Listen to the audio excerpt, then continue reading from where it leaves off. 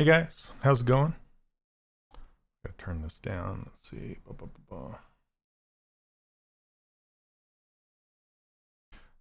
Okay, just gotta share this like I usually do.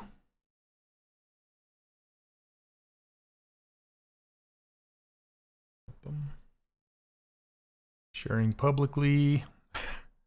Sorry, it takes a second. Facebook doesn't let me share it previously or before, so I have to do it every time after I start. So, okay, I think we're good. Sharing. All right, let's rock and roll here.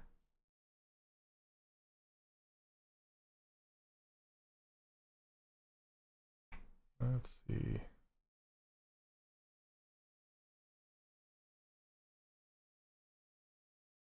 Okay, I think we're ready to go.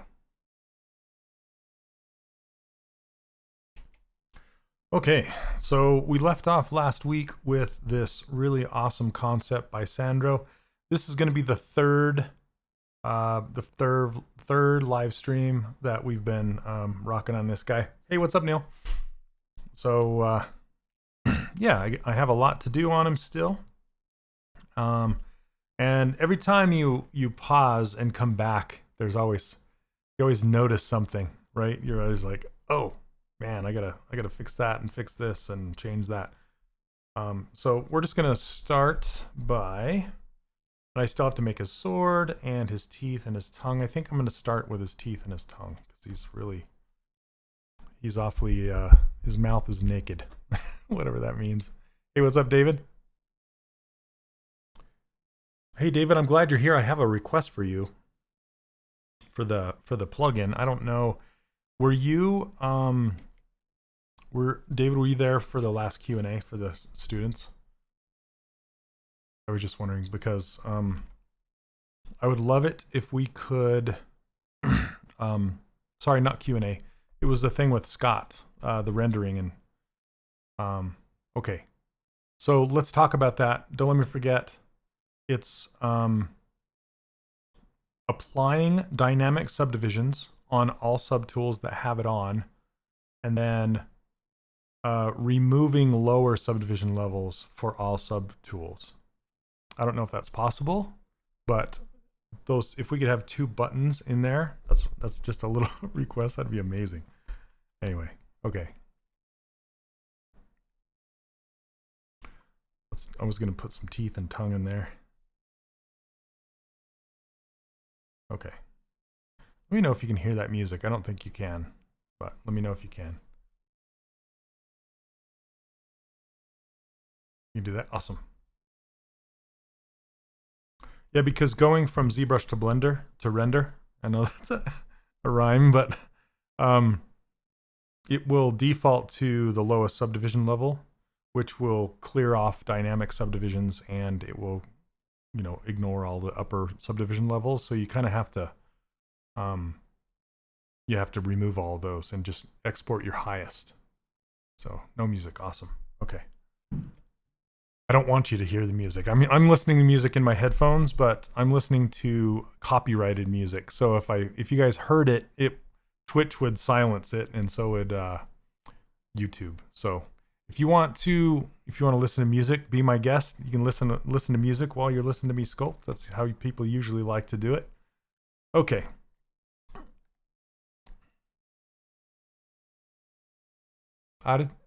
Aditya, thank you so much.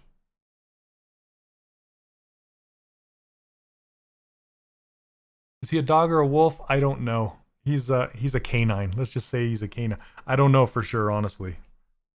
I wish I did. I'll have to ask Sandro what he is. Good question. Okay, I'm gonna give him kind of a, I'm gonna go red with his tongue, maybe darker.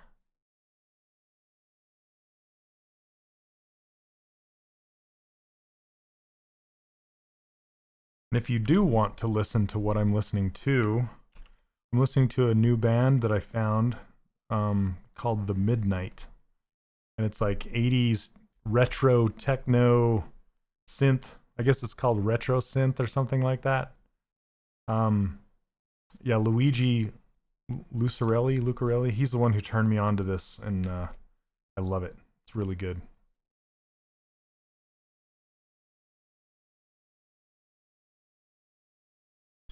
I'm going to split this off.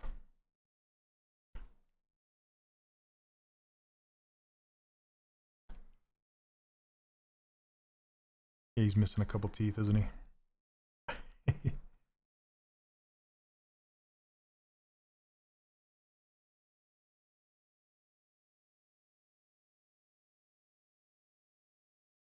All right.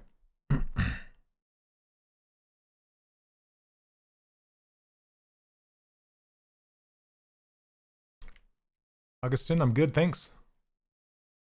Hey, what's up, Frank? One of your students. From this year, frustration. Finally starting to have fun with ZBrush. That's good. Shouldn't have taken a year though, man. Goodness. But I'm glad to hear you're having fun with it. You know, it's crazy. Once you get over that hump with ZBrush, the learning curve, once you get over that, and you realize the power of ZBrush and that you can create literally anything you want, it's very, very liberating. It's like, whoa, this is so powerful. I can't believe it. I was talking to Kyle. Kyle is he's one of the Pixologic employees, and we're both big, huge fans of Avatar: The Last Airbender, which is on Netflix right now, by the way. If you've never seen it, or if you want to watch it again, it's finally on Netflix. I compare ZBrush.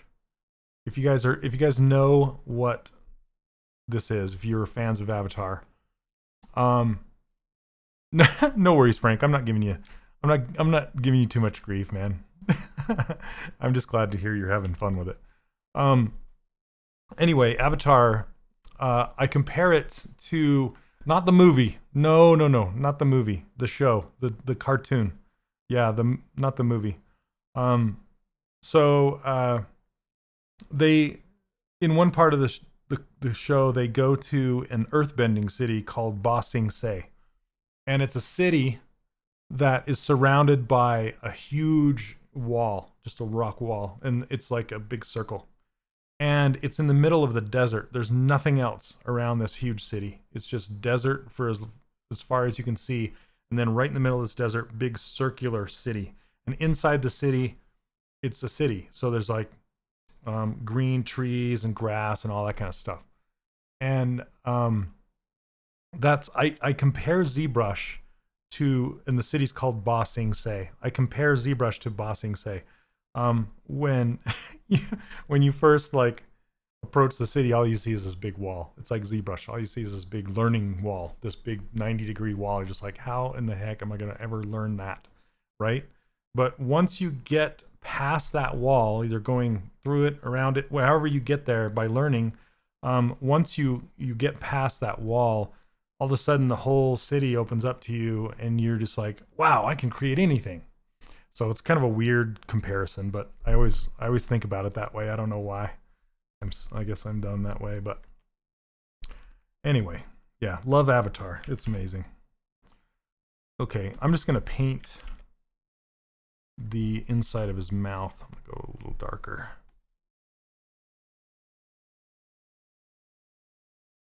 Thanks. This concept was done by Sandro Cleuzo.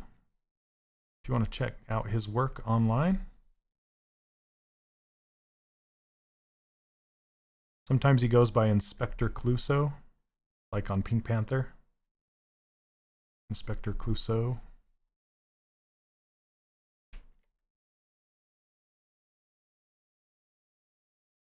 Yeah, Remesher, I hear you. I used Maya for years and years and years. I still do. And going back and forth between ZBrush and Maya, that always sends me for a muscle memory loop. But I tend to use my pen for navigation, and that helps a little bit.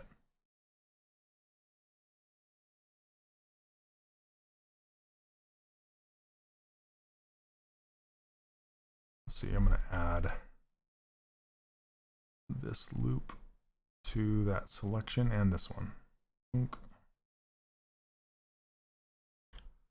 go.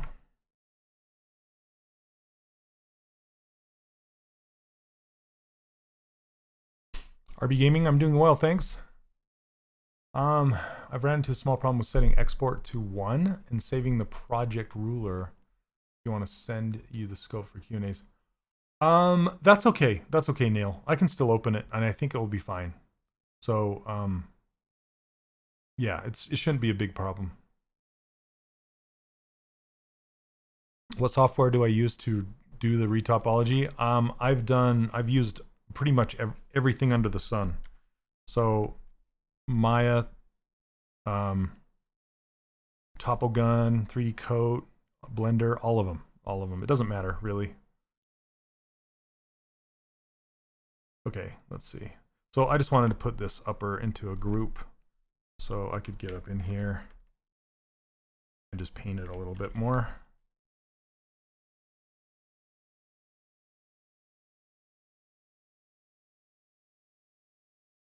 Let's see.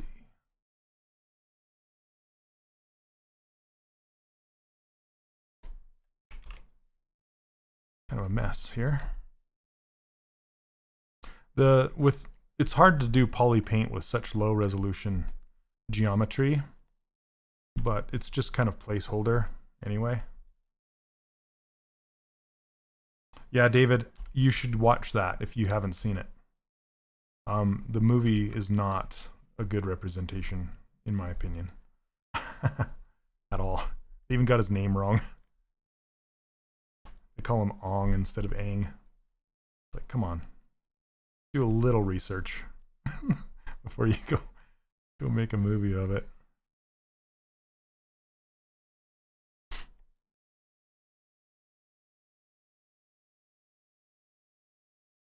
Substance Painter, it is, but in a different sort of a way. So I did a student only live stream. It's kind of like this, but it was just for my students, and I invited my good friend Brendan Bankston to teach the Substance Painter pipeline live, and then we recorded it, and it's available for the students to watch back. So that's available, and it's really, really good in my opinion. I like it a lot. So Brendan is another he's another streamer on here on Pixologic's channel. So if you haven't watched Brendan, you should. He does some really amazing models. Do I ever use the polygroup function? I do. It's actually part of this new plugin called Easy ZRemesh. See, it says polygroup it from Paint right here. I've used that on occasion. I really like it. You're on episode 4. Yeah, it's the last episode.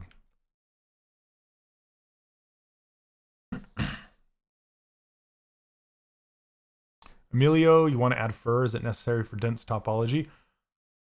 And what is the best software? It depends on what kind of fur you're doing. If you're doing solid stylized fur that is just chunky and thick and solid, then use ZBrush. But if you're doing like realistic fur, I mean, you could use fiber mesh in here. That's one way.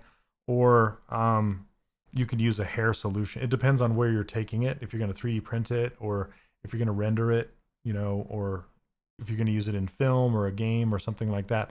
In games, you typically use hair cards for fur. Unless it's a stylized chunky hair. For 3D printing, you do stylized chunky hair, and you can just sculpt it in ZBrush. You can use the any kind of brush.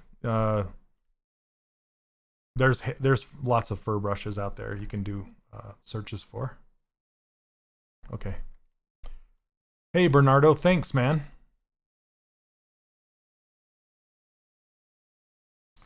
Okay. Let's add a couple of the teeth here. I want to make them the same color as his tunic. That looks like a good teeth color. How's your Disney work experience? It was great. Yeah, I miss it a lot. So it's a little different than you might think, because I worked at a studio called Avalanche, and Avalanche was purchased by Disney. So nothing really changed too much from when it wasn't Disney to when it was. So other than my paychecks said Disney on it, and we got some benefits and stuff. And we were working on Disney characters, of course. So that was one of the big things. But as far as the company culture and that kind of stuff, it really didn't change too much.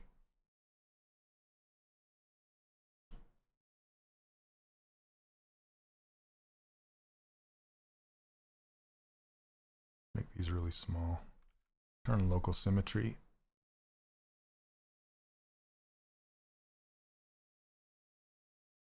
Okay, I gotta move this out of the way. I don't know what I did there. I accidentally drew on it for some reason. Okay. Huh. You currently use a mouse to sculpt? No, no. Yeah, any tablet, just get any tablet you can afford, because, and the reason I say that, I mean, if all you have is a mouse, that's fine, but try and get yourself a tablet, because with pressure sensitivity, and I've talked about this before, is because a mouse, it's just a click. It's either 100% or it's 0. There's no in between. There's no pressure. So it's like a car with instead of a gas pedal, it just has a switch, right? It's either full gas or full nothing, right? Full brake. So it's like ZBrush. If you're using a mouse, it's like sculpting with either 100% or 0%. So yeah, try and get yourself a tablet soon so you can have the levels of pressure sensitivity. Yeah, Intuos, very good. Even the off-brand ones, if that's all you can afford, perfectly fine. Hey, what's up, Chris?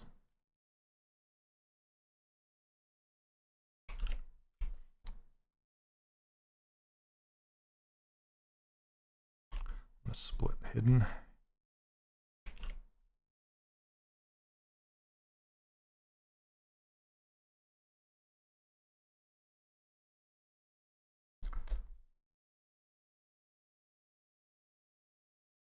I don't know if I like those two little teeth. I'm gonna get rid of those. They look weird. Like, what are those doing? Get out of here. Get out of here, you little teeth.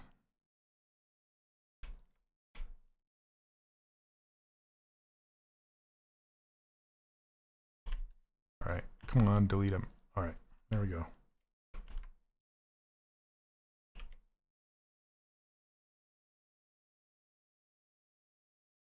That works.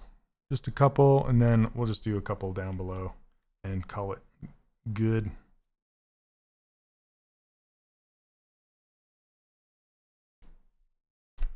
$2001. Did I work on the? No, I didn't. I worked on Bionicle though. Wait, 2001. 2001. It might have been the same game. I'm trying to think. That was a long time ago. I think it was. Yeah, I was an animator on that game. Wow. Okay. I was thinking it was more recent, but yeah, I did work on that. That's a blast from the past.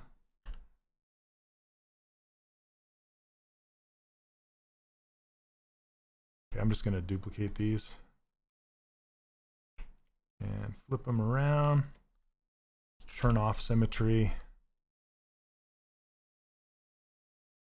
That's back when I was animating. So I've done animation and sculpting and rigging.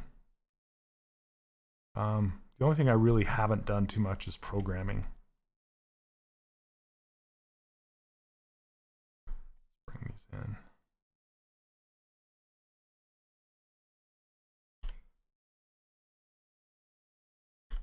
Bionicle. That's been a long time, man. What made you ask that? That's crazy.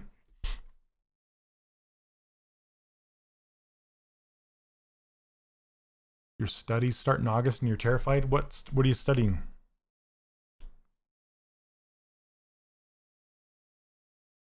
Let's see. Just looking to see if there's any more teeth. That's good. Okay. I want to shrink his eyes. They're a little big for me. What? It was released last year. One of the developers released a full version. Really? I need to check that out. That's interesting. And crazy. Okay.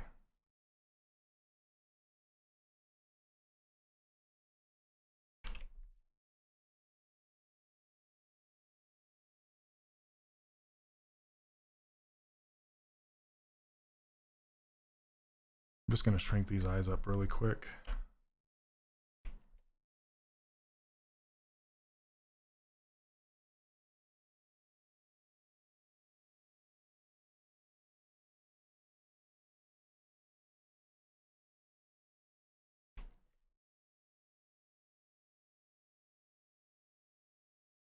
Let me see if I can do... No? What in the world? I'm trying to go to unmask center, but it's putting me up here.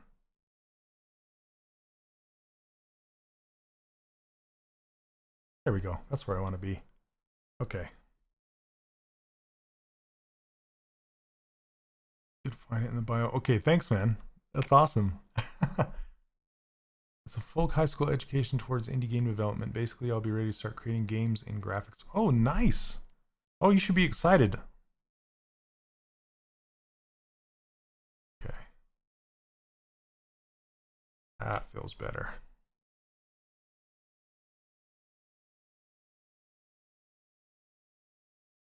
All right. That's okay. That's where you go to school, right? Learn it.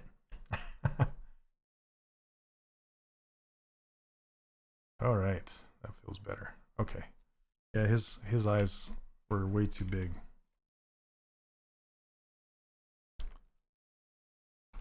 Okay, and now I want to, well, I'm going to move his ear a little bit. But...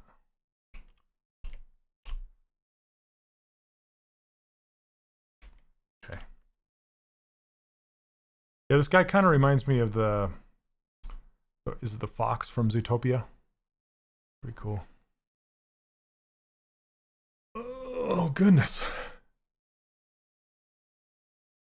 Think logical. I used this right here, transpose all selected subtools.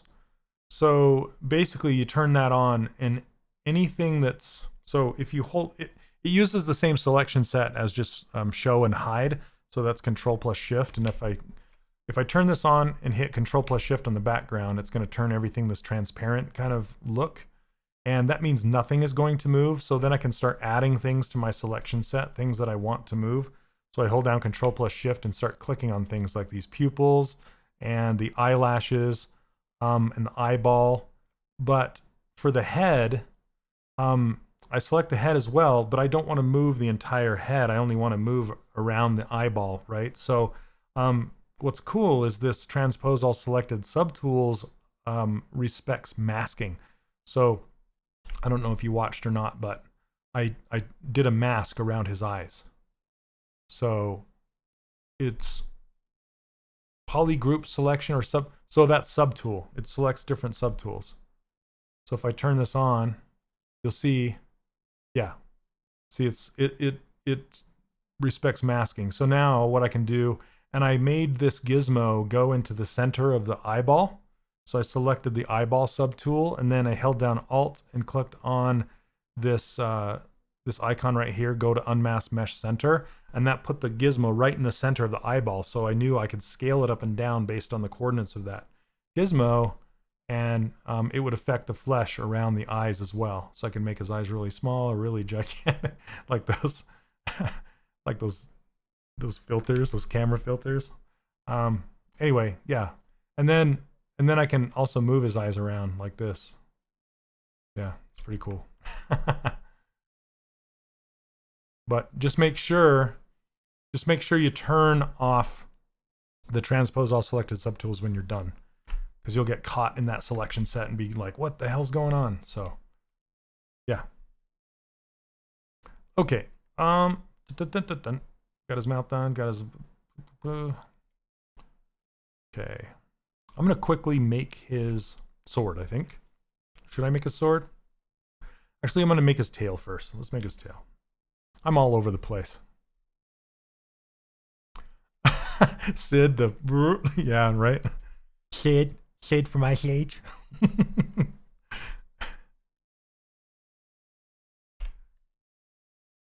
That's that movie.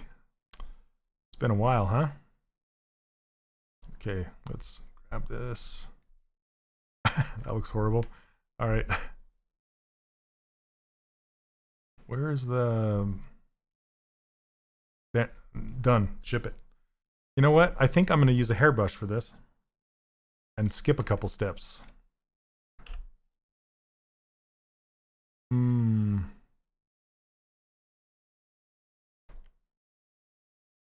Would you rig to pose or pose with transpose line? I usually pose my characters inside of ZBrush. Sometimes I'll take it out, but most of the time I'll just do it in here.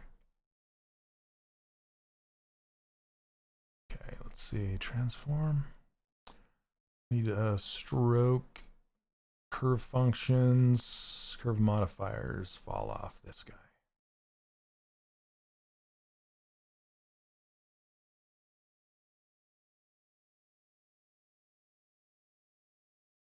Oh boy, I gotta turn off symmetry.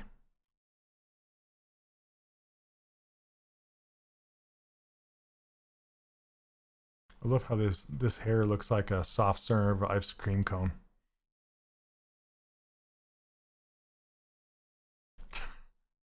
Okay. Then we'll make it work. The way I blocked out this character, I learned it from towards the end of Disney Infinity, when I was working on Disney Infinity, I just kind of came up with the thought of I learned it from Preston Blair. If you look up Preston Blair, he was an old Disney hand animator, and he worked on like Tom and Jerry and stuff like that. And he would break down his characters in these really big shapes. And I was thinking, I wonder if that would work in 3D. I could just make these primitive shapes, these big ones, and just stick them together. I also saw Michael DeFeo, who worked at, speaking of Sid, he worked at Blue Sky for quite some time. He was a traditional modeler and a 3D modeler, and he started by experimenting with primitive shapes. And then I kind of saw what he was doing and just went for it. And yeah, I love it. And that's what I teach in my course. So I teach an online course. That's what this 3D character workshop is above my head. I give away my user interface and all my brushes for free if you want to check them out, including this insert multi-mesh brush. Yeah, it's an online course. I have like over 1,500 students in there now. It's pretty crazy. They're not all active all at once, don't get me wrong, but and it's been out for 3 years now. In May, it's been 3 years since my course has been live, and yeah, it's amazing. So if you want to join us and learn all this stuff, feel free. Okay.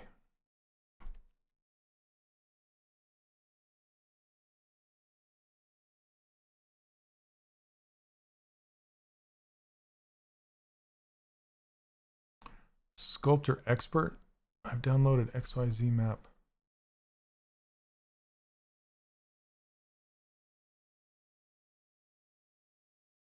I'm not exactly sure the question there.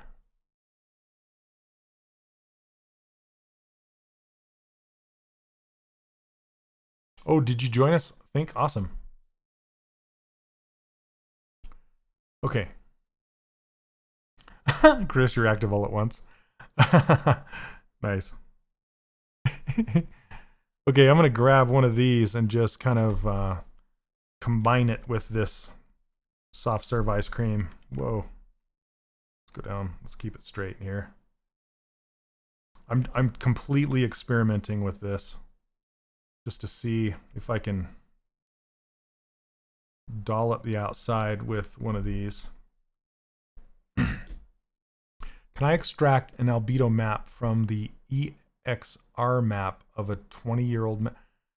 I don't know. Honestly, I don't know if you can or not. Maybe? I don't. Sorry, I don't have the answer for you. Sala, where did you get your hairbrush and who created it? So this brush came from Benjamin Hale. That's who created it at the very beginning. And then Chris Whitaker came by and edited it a little bit, and now it's available on his site. So it's kind of a collaboration between the two of them. And you can find it on funkybunnies3d.com. So yeah, there you go. Neil just posted the link for you. Thanks, Neil. You're awesome.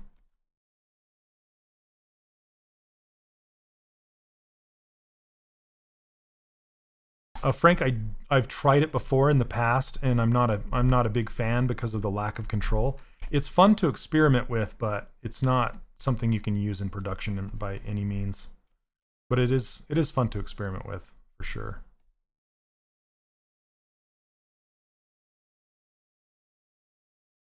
Let me see. I don't know if this is going to work or not.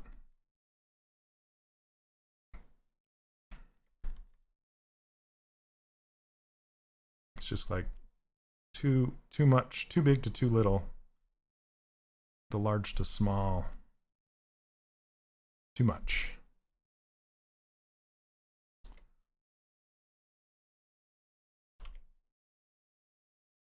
Let me. Yeah, I'm gonna use bend curve for this.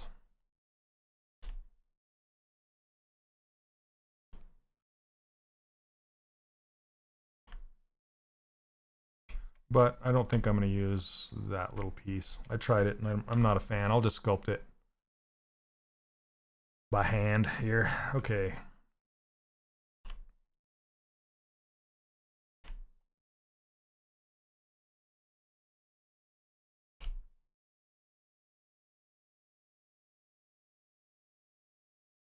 Let's actually put it where it's coming out of his behind instead of it down lower.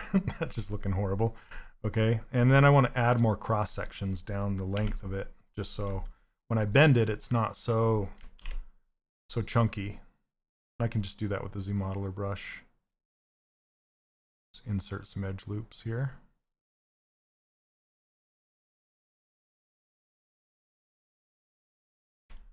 And I want to smooth, excuse me, I want to smooth this down just a bit.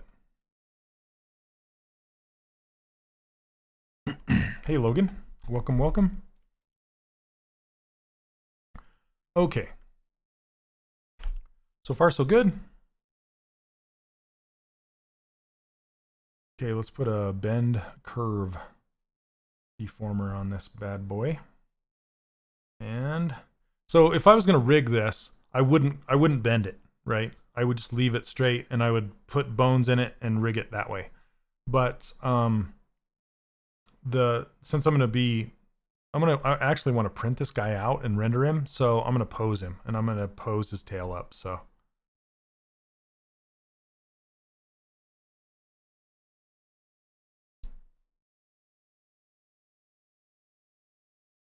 let's see here. I need to change the axis direction, and then the curve resolution, and then just start pulling on these points.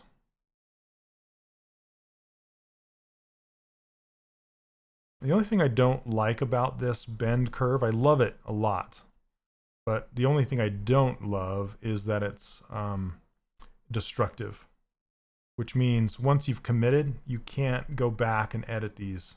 I wish it was kind of in a stack that I can go back and edit later. Chris, no promises, man. All right, what's cool though is you can increase the curve resolution like right now. So I can go all the way down to 6. Yeah, then I can increase this and move it around even more and get more fidelity. Actually want to kind of curve this up like so.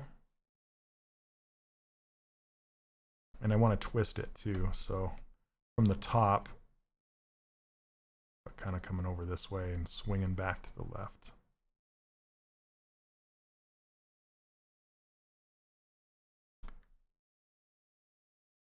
Okay, that'll work. Now that I'm done, I'm going to go accept. I can turn on dynamic subdivisions, which will clean it on up. Then I can come in here with an inflate, and I just kind of want it a little bit thicker in the middle. Don't know why I'm using my mouse.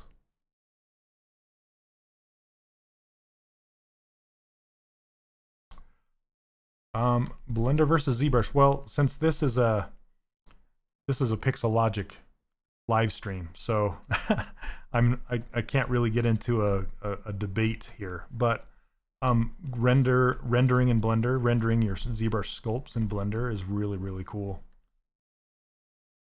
So I will say that I have been experimenting with that. But as far as sculpting, you know, just ZBrush is king. So okay, I'm going to add just a few of these little hairs to break up the silhouette now that I have it posed.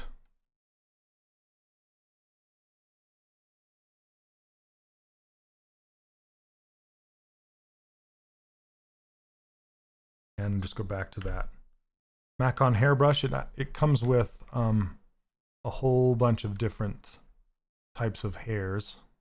So we can try this. Well, let's just try single. Is the bend curve working in Dynamesh? Bend curve will bend any geometry that you put it on, whether it's Dynamesh or it just, since you have more topology, it's not going to behave as nicely, but it will still work.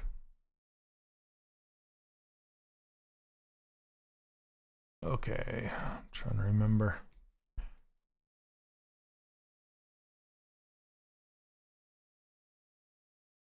Yeah, it will not work on subdivisions. That's if that's what you're asking. Thanks, Neil. Change the picker depth. That's what it was under picker. I thought it was on that though. Continuous Z, right? Okay. Thanks, Neil. I need to save my brush in that state. I don't know why it's not. Yeah, continuous Z. That just means it will continuously snap to the Z of the surface instead of going and getting pushed down into the surface. Yeah, it really does. It bugs me too. I don't know why it's a thing, but okay, so now I can push this into the surface.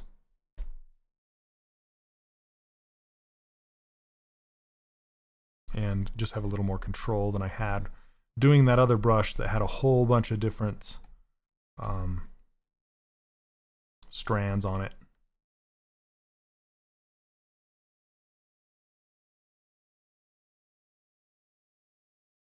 Sculptor expert, you're asking like crazy high technical questions. Sorry. I'm just a volunteer digital sculptor sculpting stylized characters. Not that that's an excuse, but yeah, how to getting details from scan skin data from a different model. It's use project all, I can tell you that, but yeah, it's not something I could really demonstrate right now. But project all is what you'll use. So I guess I did have the answer to that. Okay.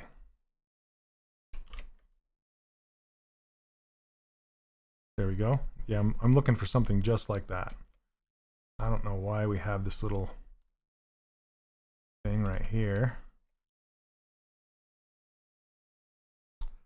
Let's see. So to fix, and this works in Dynamesh or anything like that.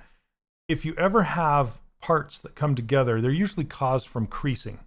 So see these creases that are coming together in a 3-point like a star, 3-point star, they'll make this little bump when you subdivide it.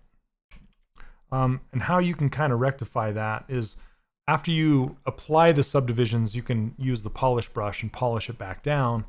Or you can just like, if I turn off dynamic, you can see where it actually is. So it's just the preview that's giving us that bump. So you can kind of ignore it until you actually add subdivision levels, or you can just move it in or deal with it that way. Let's see. Why isn't this moving? There we go. That's moving really strangely. That's weird. Okay. Okay, so I want to add a couple more of these silhouette pieces. But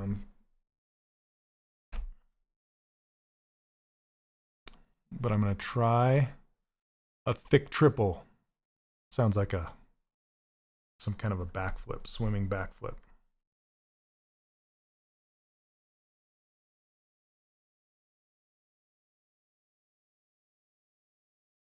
Okay. I want it bigger. Bigger. Not that big. Maybe like that. Okay. Then what I'll do to see how it comes in 3 different polygroups like this. That's 3 polygroups. I want that whole piece to be 1 polygroup so I can mess with it. So I can invert it and hit Control W to put it in its own polygroup. That only works if it's being projected on a retable.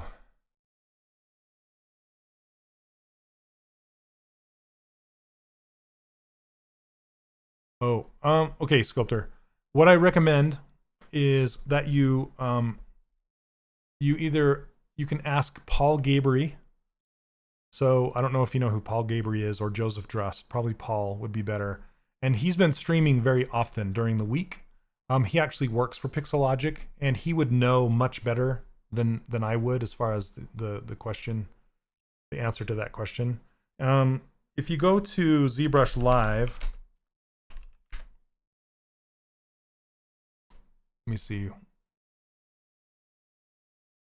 if it'll pull up here. It's pixologic.com/ZBrush Live. Okay, so if you go there, right here, and we're actually watching us right now, but if you go to calendar, right here on the top, this is really meta. You can see who is sculpting and when. And you can see presenters and go check outs. Can you type his name? Yeah, I'll show you. If he's listed here. Right here. Paul Gabry, right here. So yeah, he would have your answer. And then you can see past broadcasts and schedule. If you click on there, it will tell you when he's going to be going live next. Okay? Awesome. So sorry I'm not that tech savvy when it comes to what you're looking for. But he should get your question answered. Also, Solomon is a good one. And Joseph Drust. They all work for Pixologic, and they should be able to help you out.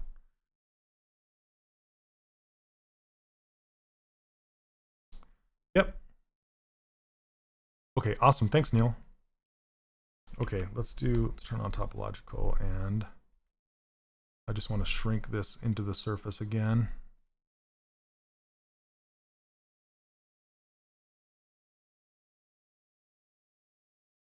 And just make it, as best as I can, make it look like it's part of what was already there. And then later when I subdivide this and merge it together, I can clean up this transition.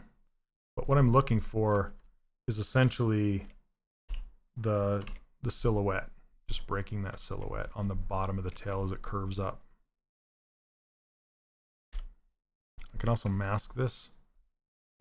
And if you're going to mask it and manipulate it that way, it's a good idea to turn topological off, because then you can actually grab inside the model and move it.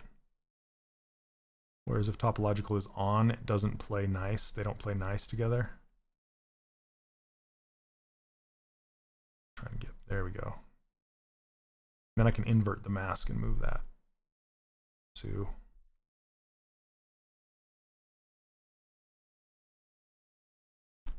Okay. Cool. I want to hide this though.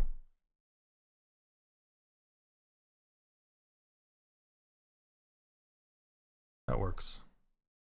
Okay. So something like that. Maybe bringing this out. So I like it from every angle except for this one.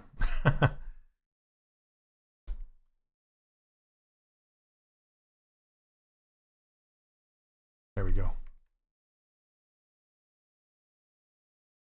Hey, what's up, Kev? I saw those. Yeah, I need to. I'm taking this guy a little more stylized than that, but yeah, Pablo does some awesome stuff. I saw his brand new, his surface hairbrush that looked pretty good. I wanted to try that.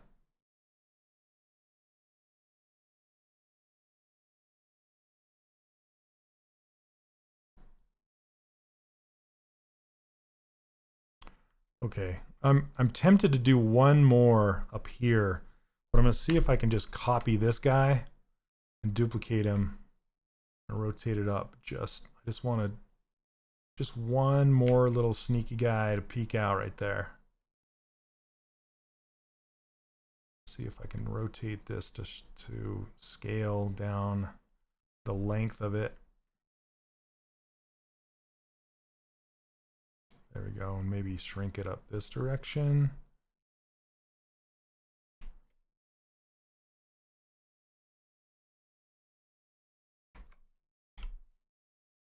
There we go. Something like that, just enough to pop it off. Which cartoon show you mostly like? So excuse me. I was just talking about it earlier. Probably my favorite cartoon show is Avatar: The Last Airbender. And then I really like, you know, I really like My Hero Academia. That thing is awesome. I love that anime. My kid got me into that. I like it. I like the action a lot.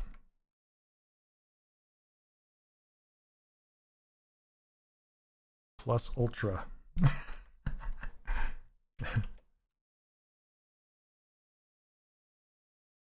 Yep, All Might.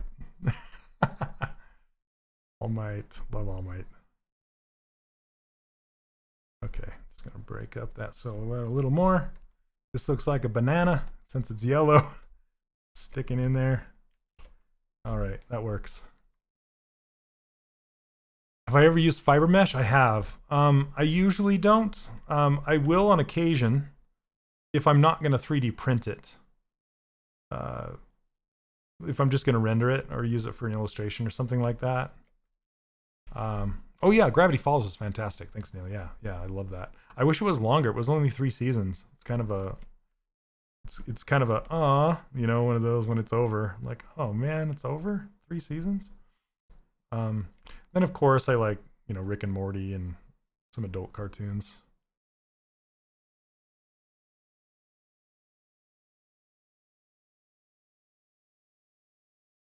Sorry, I'm just polishing this a little bit. Okay.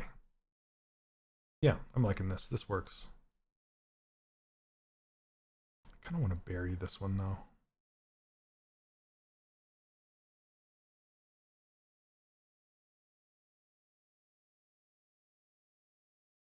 Am I working on a specific project these days? I am, but I'm just working on personal stuff. So the course is my full-time gig now. For the last 3 years, that's all I do is teach now.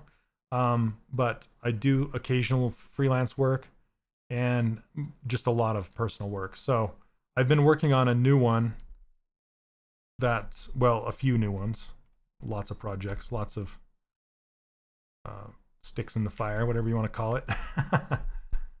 So, and I'm also thinking about starting up, it's kind of a Patreon type deal.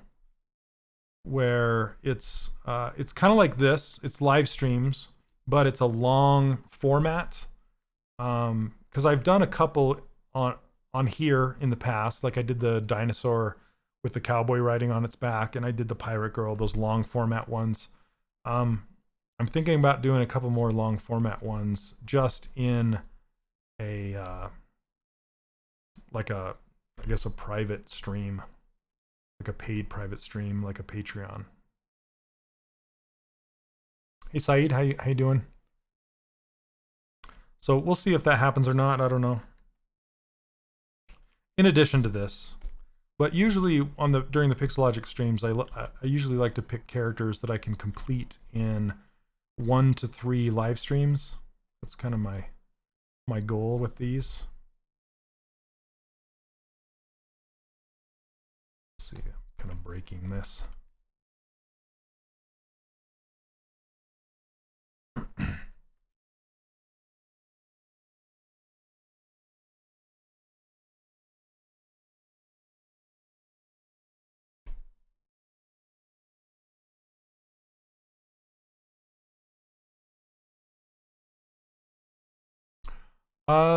Gecko, yes.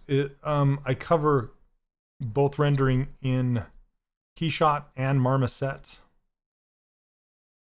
and soon to be Blender, Cycles, and Eevee.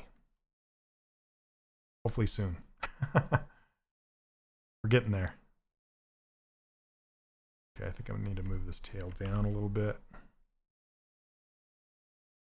So that's the thing with my course; it's constantly being updated. That's why I said I that's my full-time job. I'm constantly updating it. So, and it's there's some big updates coming soon.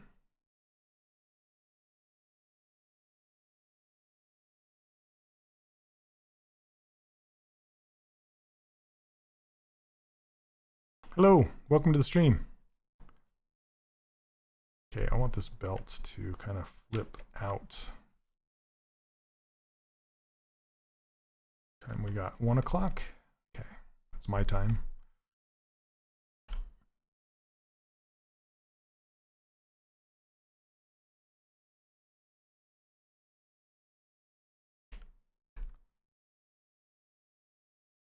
Oh, no worries. Thanks for dropping by.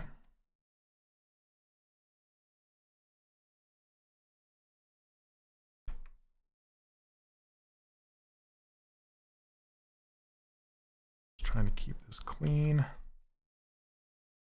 and making it look like it's actually being pushed up. I'm going to turn symmetry off.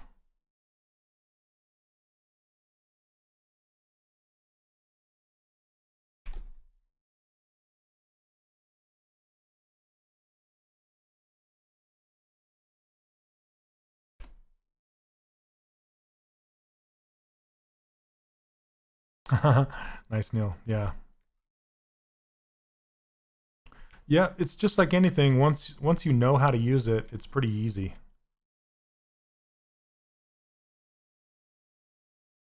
Just like ZBrush. Not that it's easy, but you know, once you know how to do it, the fear or the unknown is kind of half the battle, right?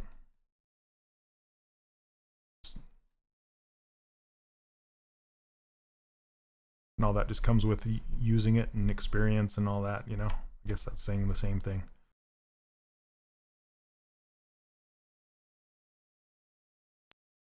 What did I do? Did something there. You guys okay with the stream? Better check it. Looks like we're okay.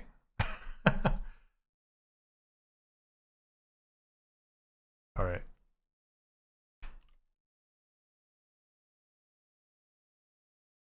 Goodness. Okay. A lot of you guys were wondering how I would do this feather, and I'm wondering myself. No, but I think I'm gonna. Yeah, let's attempt it. I was thinking about doing the sword next or the feather next, but maybe I'll do that feather. Excuse me.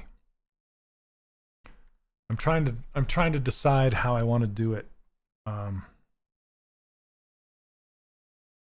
Just trying to think if I want to make, I'm trying to decide if I want to make every single little kind of fiber that's coming off, or if I want to just kind of, you know, make it stylized and abstract, which is, I'm leaning more towards just abstract and kind of bulbous.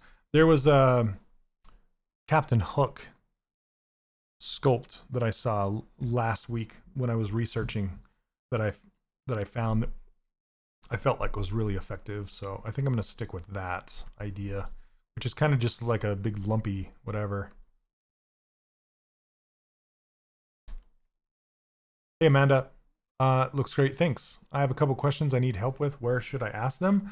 Are they technical questions? I could attempt to answer them for you.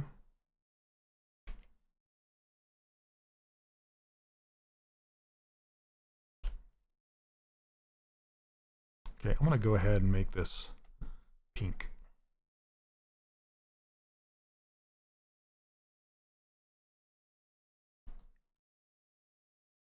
Or maybe this white color. Yeah. Okay, we'll split it off.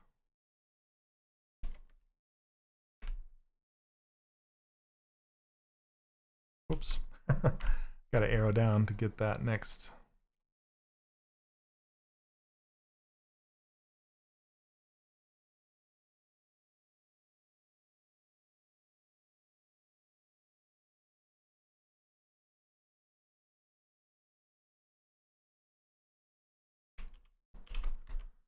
Okay, let's see. I think I'm just going to use the bend again, but this time we're going to start from vertical and bend it towards the hat.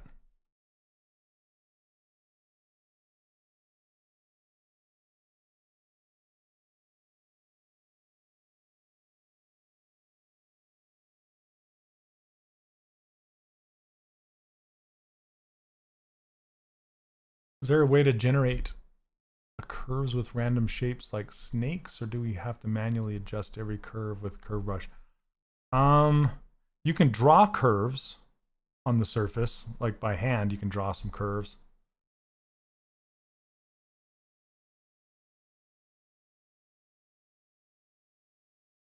Okay, hold on a second. Get a little bit more fidelity here.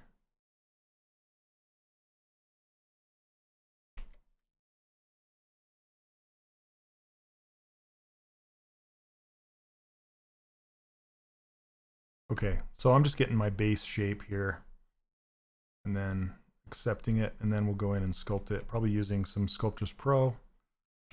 Okay, so I sculpted a really nice eye and jaw, and then I found out that symmetry was off, so I was wondering how I can get that sculpted work on the other side, or do I have to sculpt it as well from scratch? So my question back to you is, do you have subdivision levels or not? That's the big question. Hey, what's up, Hopper? Comics Legend, maybe. So Kev, she can only use that if she does not have subdivision levels. So mirror and weld is the way to do it if you don't have subdivision levels. And it will always mirror from screen left to screen right. So for example, if I have this glove, this hand right here, and let's say, well, I'm just going to mess up this side right here. Let's turn off symmetry and just mess up this side, right? It's like, oh my gosh, what did I do?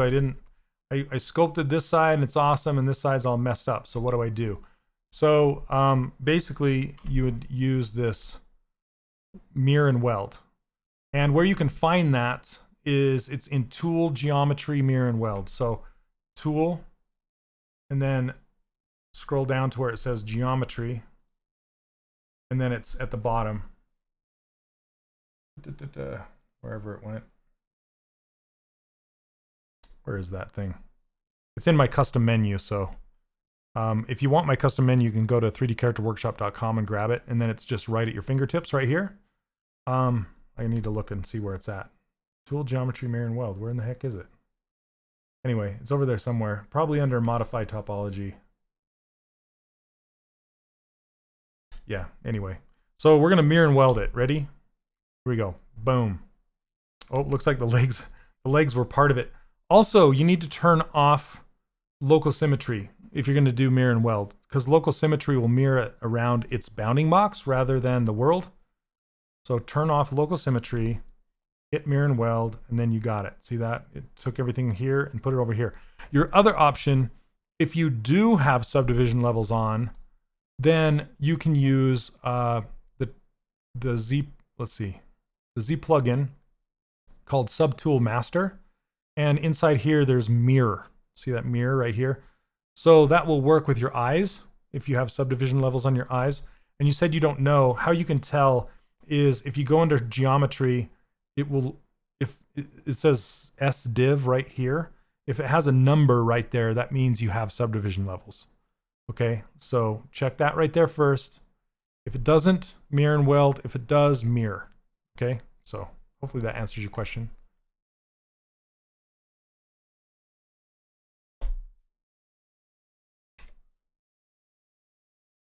Oh, really love your work. Thank you very much. Any tips about increasing speed? Because I feel like I'm getting a long time to get to a place. Character looks good, so it takes me a lot of time to finish. That's just a matter of practice and getting better and getting more comfortable and getting your muscle memory down and just your speed and getting to a place like we call it, well, I should say Ryan Kingsland calls it the Valley of the Suck. Every single character has to go through this portion of its life where it just looks ugly and gross, and you can shrink down how long it's in that mode by practicing and just getting better and getting feedback from art directors and concept artists and things like that, and other peers, that kind of stuff. So yeah, you just need to, it'll come with time, it'll come over time and with practice. I know you hate to hear that, you just want the easy pill, but it's like I always say, it's like learning a musical instrument. You just need, how do you get faster at playing guitar? You practice, right? And it's the exact same with sculpting. You practice.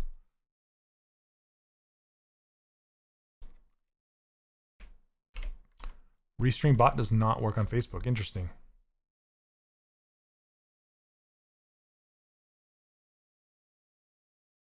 Okay. Will you Z-remesh when finalizing? If so, what is your process? That's kind of a big question, Gecko. Sometimes I will Z-remesh, sometimes I won't. It just depends on the goal.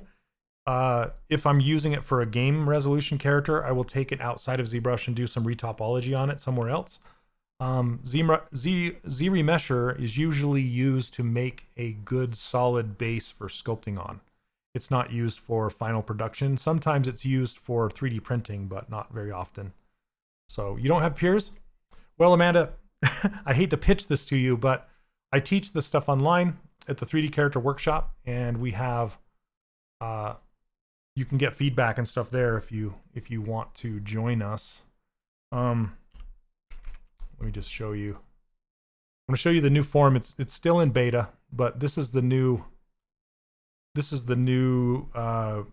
3D Character Workshop community with all my students in it, and this is some of the awesome work they're working on right now.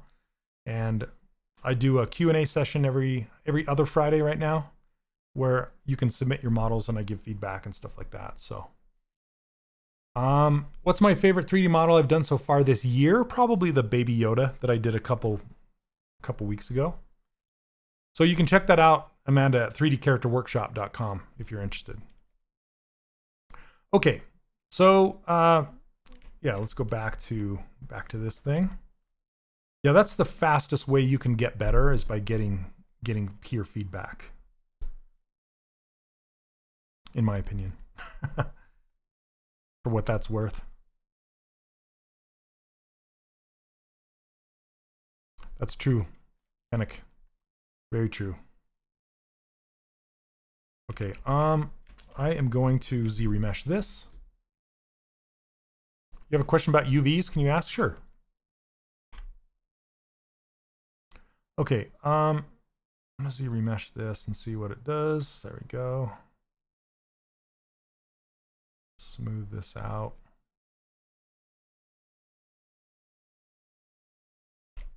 So I just Z-remesh this because I want a better sculpting base, not necessarily that I want to use it later on in full production, but I'm just going to start sculpting out some feathery shapes. I guess I don't know what that even means, but how can you import a UV map into ZBrush? It just comes in on, so if you use like OBJ, for example, you can just go here, see this says import, and you can just bring an OBJ and it will bring its UVs in with it. Or you can import an FBX file, and you'll find that under the Z plugins in the FBX import export right here. So that's how you bring in your models, those two different ways. Or you can use GoZ with the program that you're hooking it to, depending on what program that is.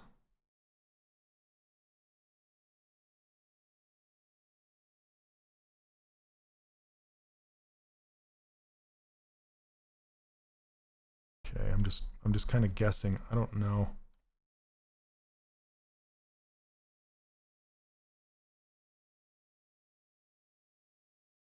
This is just me experimenting with stuff. Trying not to make it look phallic, but I'm not doing a good job.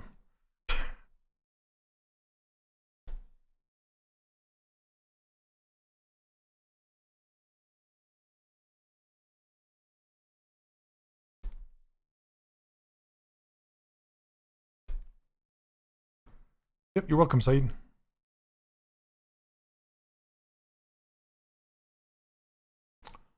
Could you please show your brush history, what you've used so far? I've used a whole bunch during this session. I don't know that I can go through all the brushes I've used. I usually use the move brush, but right now I'm using the detail brush. And these are brushes that I'll have available if you want to go get them at 3dcharacterworkshop.com. You can just download them over there. Excuse me. Okay. I'm gonna have to look, find some reference on this.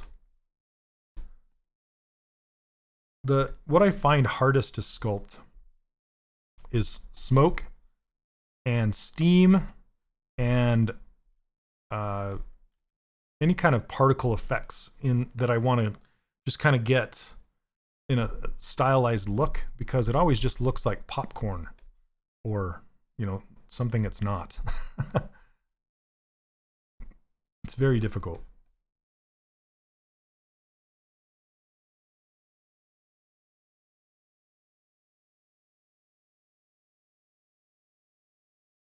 And sometimes what I'll do is I'll just like, and I might try it right now, is just put some spheres together and then merge them. So, for example,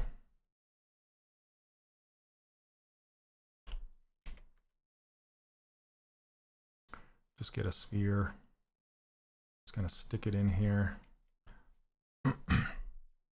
stretch it up in the direction I want it to be flowing.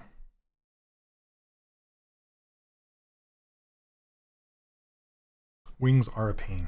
It's true. I made some dragon wings once. That was pretty crazy.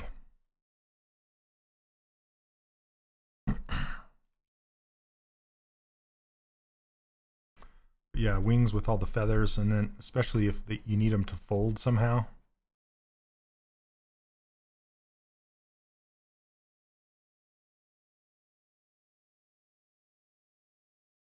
So this is essentially like feather block out. It's giving me a more kind of organic feel, I think.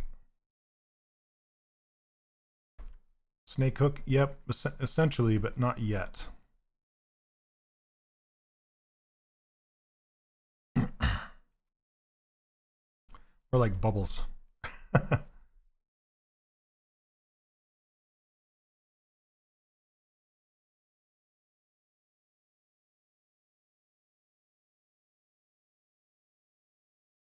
this angle. Maybe 3s, like one here. That looks like a finger. Not a feather.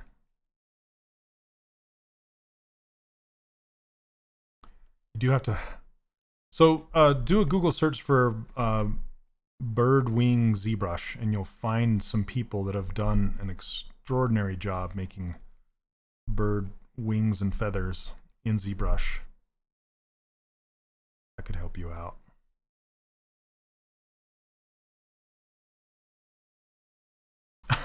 Nice character. Thanks. It's like this weird. It's like a. if you're just joining the stream, it's like this is what it looks like. this weird worm thing. Been sculpting on this for 5 hours.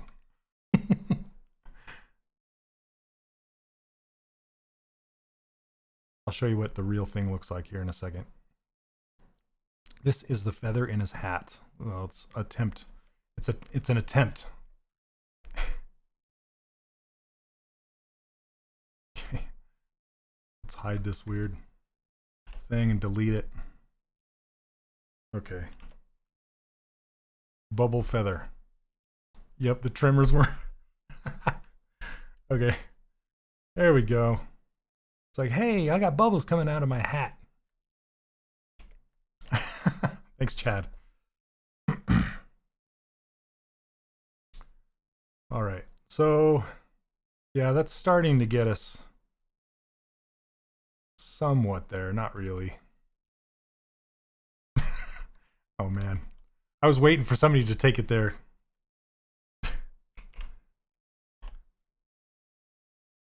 All right. Now it's colored gumballs.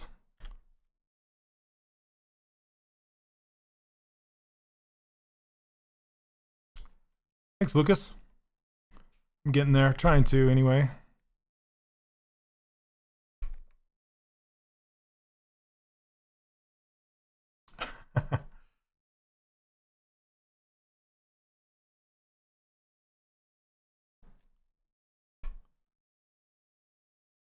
Yeah, sometimes when you get to something like this, it gets completely experimental. You just try stuff. You're like, oh, is this gonna work? No, is this gonna work? Let's try this.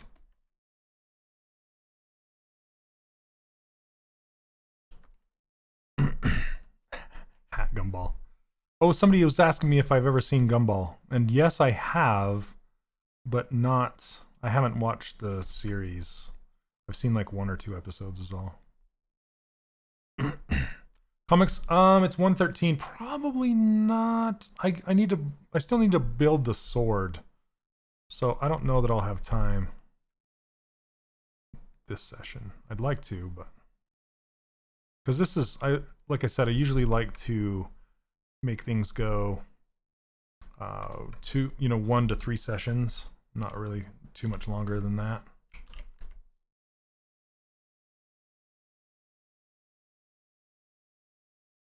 That kind of works. So I'm going to duplicate this, and I'm going to stitch it together. Actually, I think I'm going to Dynamesh this thing. Do I keep looking at the silhouette? That's pretty much all I look at is the silhouette. I'm looking at the shape it's creating, and I'm looking at this silhouette and trying to match it. Hey, what's up, Tenchi? Thanks, man. Trying to get there.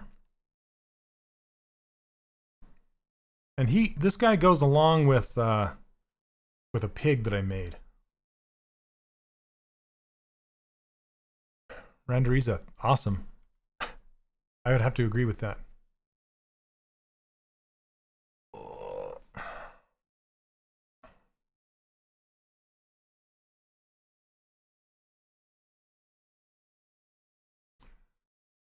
Caracas 3D Character Workshop Gary. Oh, that's okay. I was like, I'm trying to figure out what you're saying there, Gary. I got you. Okay. I see that you're using the Gizmo instead of the transpose tool. Does it make a difference, and and under what conditions? So, Gary, when I recorded my workshop 3 years ago, the Gizmo didn't exist. So a lot of my lessons still show the transpose tool, and there's absolutely nothing wrong with the transpose tool. It was in ZBrush and it's still in ZBrush right now. But I prefer the Gizmo because it's what I'm used to from other programs like Maya and stuff like that. And I like it a lot. And it has everything. It's like 3-in-1. I can rotate, translate, and scale all in one Gizmo, which I love. With the transpose tool, you have to hotkey and switch around between move, rotate, and scale. When I do use the transpose tool is usually two different ways.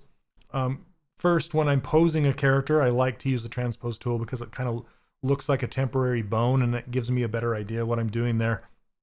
And the second thing I use it for is to bend things.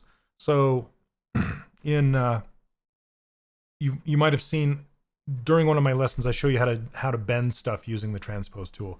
And so sometimes I'll use the bend curve function inside of the Gizmo, and other times I'll use the transpose tool to bend stuff. So those are usually the only two times I use it. Other than that, I'm using Gizmo. And I do have a lesson on using the Gizmo inside of the course if you want to watch that. Oh yeah, this little guy. Yep, this little silhouette. It's very, very handy.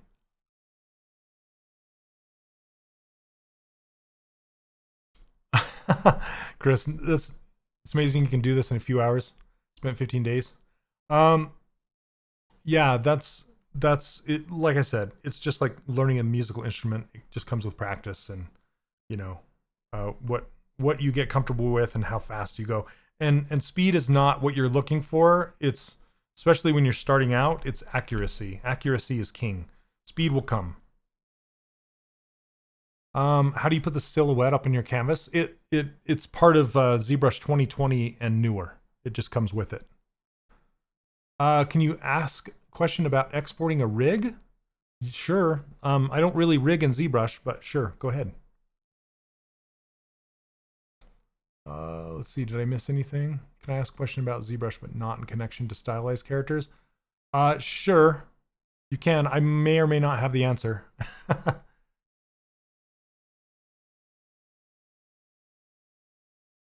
Okay, and if I miss your question, just post it again. There's a chat's rather busy today, so if I missed your question, I apologize. Just ask it again. Hopefully I'll see it.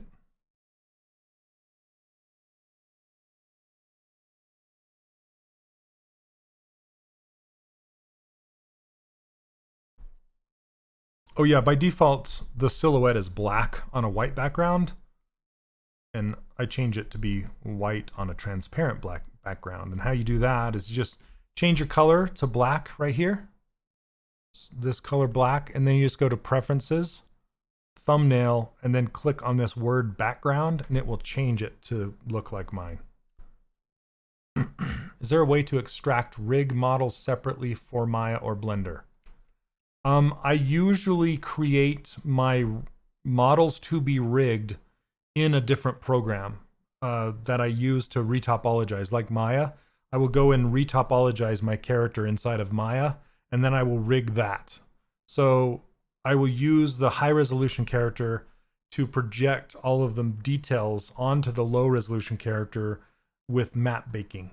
So I'll do that in either like Maya or Marmoset or something like that. And I'll rig that. I will not rig my high resolution character straight from ZBrush. What do you think of the new Unreal Engine 5 stuff? Or does it not affect you that much? It doesn't affect me too much because I'm in characters, and they were more demonstrating the Unreal 5 engine for environments, which is crazy impressive. I loved it. I'm especially like the audio and the ambient lighting, the global illumination, all that stuff was just blew me away.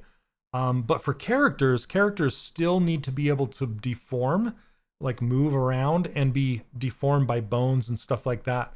So it will most likely affect the characters in like textures and things like that, you know, how much you can push.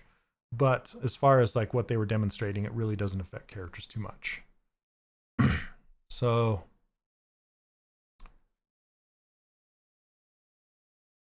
let's see. If you if you create a model and add greeble map to it to create, like for example, sci-fi 3D details, can you somehow UV map something complicated as well in ZBrush? Or does that not work since you have so I think you're trying to say, can you generate geometry from a map?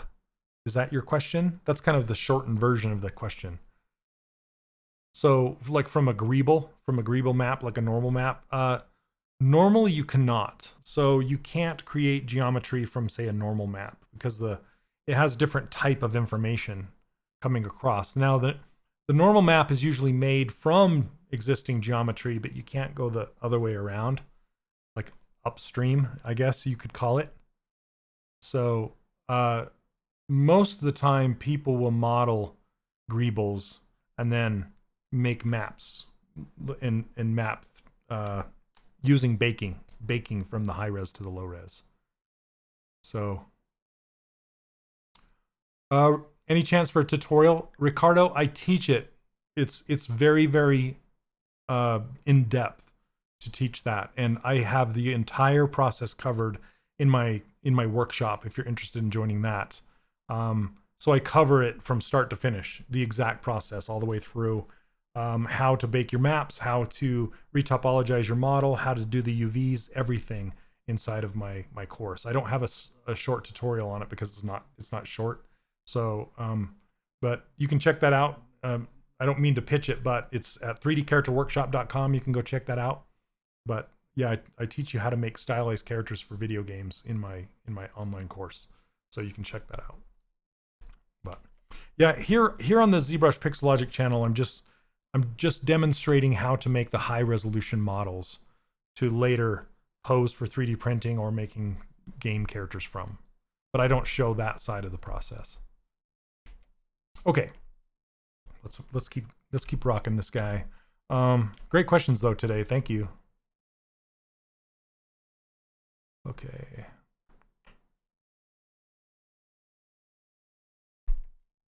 I'm gonna make the sword really quick, and he still needs a belt buckle. Maybe I'll make that belt buckle before I make the sword. What time we got? 122? Yeah, we're doing good. Okay, let's grab this belt.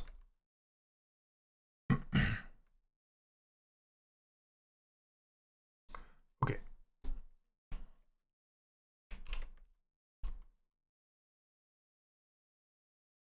So let's duplicate this.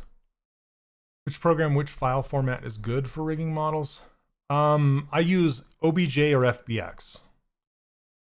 Those are the two that I use most often. So OBJ, that is just model information like mesh, UVs, and polypaint.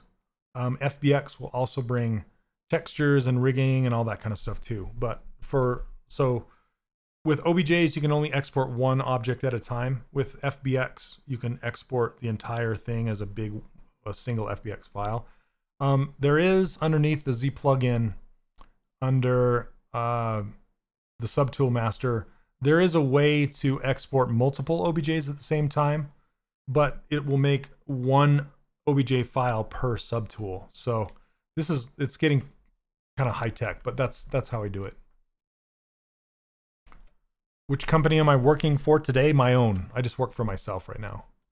So I'll do occasional freelance, but my full-time gig right now is just teaching this stuff online. But before this, I did some freelance for Blizzard. I worked for Disney for 10 years. Yeah, that kind of stuff. So, okay.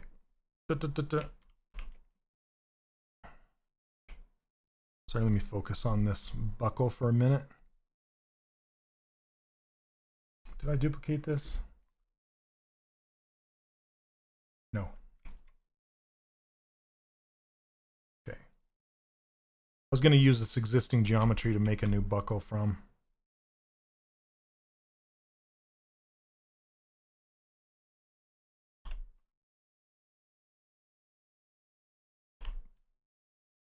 All right. Do I use ZModeler? Yes, all the time. I'm going to use it here in a minute. Actually, I'm going to use it right now to delete these. Delete single poly, those two. Okay.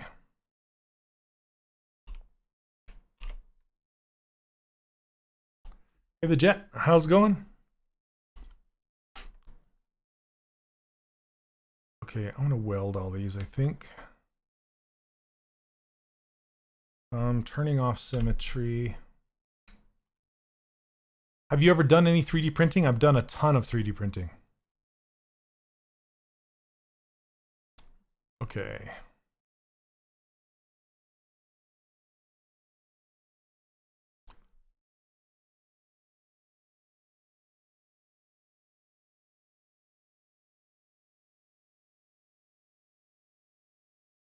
Which program is good for rigging? There are several.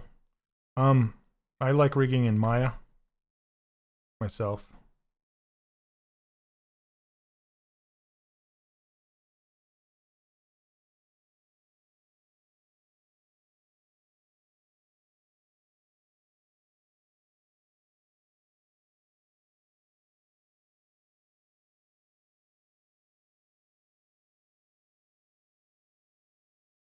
Oops.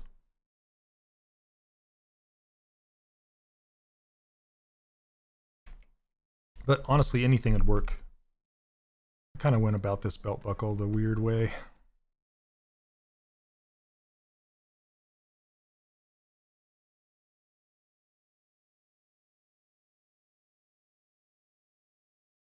A way to print in glass? I've never printed in glass. That's one thing I've never done. Just delete these two. Oh, you asked this question before. When you make a character fully clothed, do you waste the time to sculpt the body details so when you make extract, you get clean mesh, or is it better to fast extract and work on that mesh? So it just depends on the goal. So there's a lot of times that I won't even model the body underneath. I will often model the entire body if I'm going to be creating clothing out of the body underneath. And that's mostly what I do. There's very few times that I won't create the body underneath because I need to see the volume and everything like that. And I don't usually use the mask extract method. I know a lot of people use that, but I typically use other methods, and it's just kind of the way I like to do it. It doesn't mean there's anything wrong with anything else. So, and I will use the mesh or the mask extract when it's with detailed things. When I need to like do lace and stuff like that, I'll use mask extract. But the results usually are too messy for my taste, so I will do it by hand and do hand retopology on the surface instead. Okay. Let's see.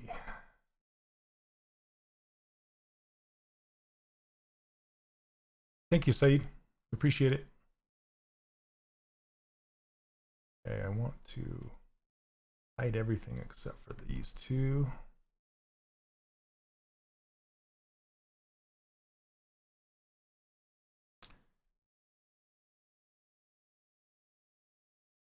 Okay, I'm going to project this. Let's see, project all. There we go. And the reason I did that is because when I was moving all the points around, I just kind of messed up the surface of it. So I just used this belt as a surface to project the belt buckle to straighten it up. It's just little tricks and things like that that you can use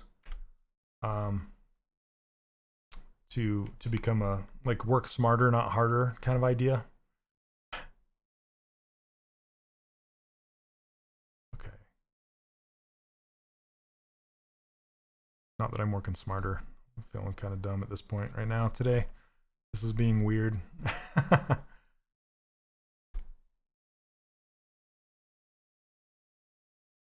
Yeah, you can project anything to anything at any time. You don't have to be doing a certain thing.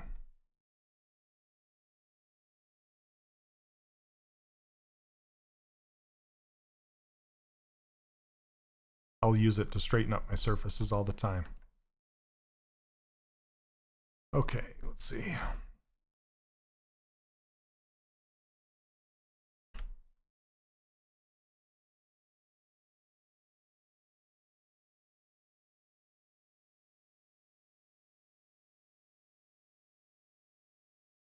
Oh, hey, what's up, Ian? Everybody goes by their handles. I don't know who anybody is usually.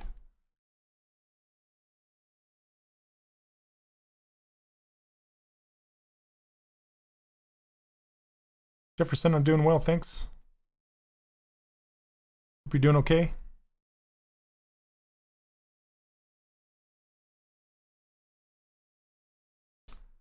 Oh yeah, I use that all the time actually.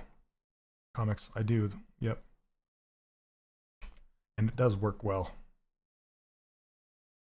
Or anytime, like if you need to project eyebrows to a head, for example. That's good. Okay, for this back thing, I'm just going to use a cylinder. Insert a cylinder.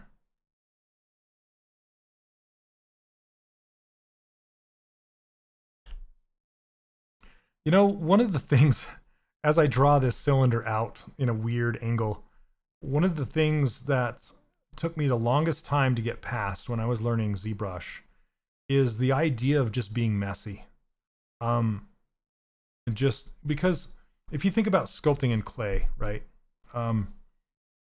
You really don't have the luxury of measurement. You can with like calipers and things like that, but you're not really measuring to the degree that you do in, say, Maya, right? You're not typing in numbers when you're sculpting. I guess that's what I'm getting at, right? So it's more creative and organic. And so if you take that mindset in ZBrush when you're doing stuff like this, it becomes a lot easier to grasp when you're just like, I don't need to be super precise with my stuff. I can just be creative.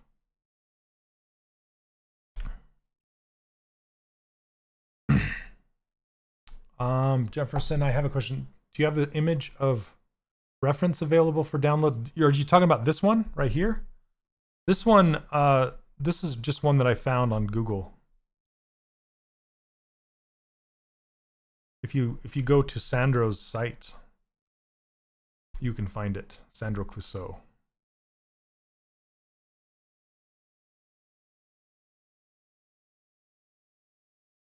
Okay.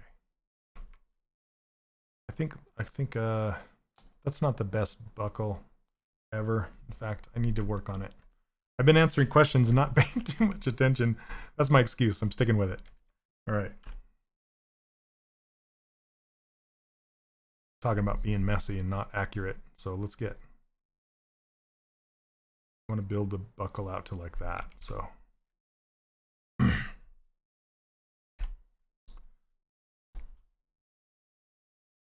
Insert a couple edge loops. Yeah, I've had people a time or two say, is there a way to be more precise in ZBrush? And sometimes yes, but most of the time no. Most of the time it's just organic sculpting, and that's kind of the way they want you to work in here.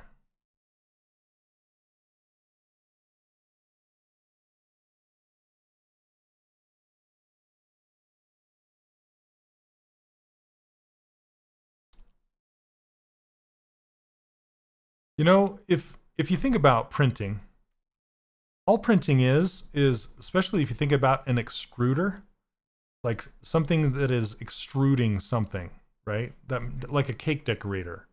So if you think about an extruder, like just the idea of extrusion and how that works, you could literally print anything that you can extrude. So molten glass, if you can get it through an extruder and that extrusion can be computer precisely moved and be extruded at a precise amount, then you can print, right? That's essentially what printing is. So that's why people have printed in food.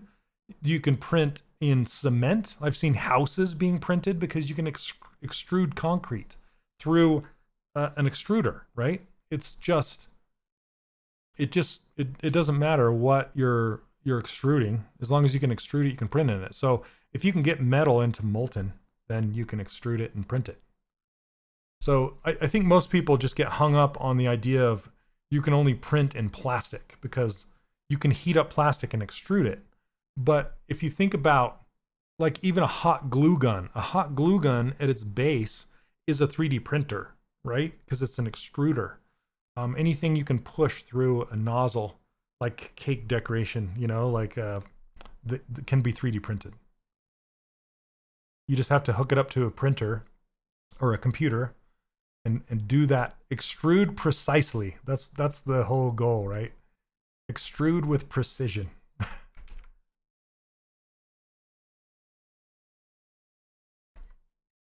I need a t-shirt with that on it.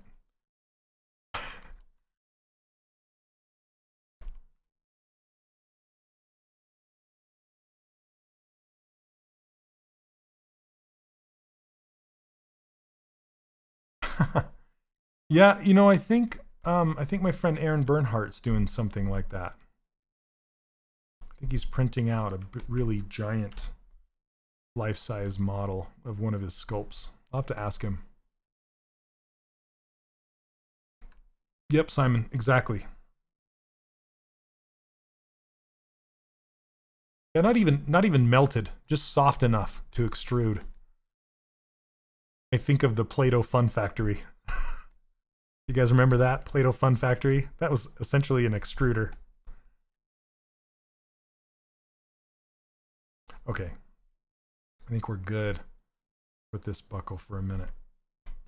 Let's see what it looks like with everything else.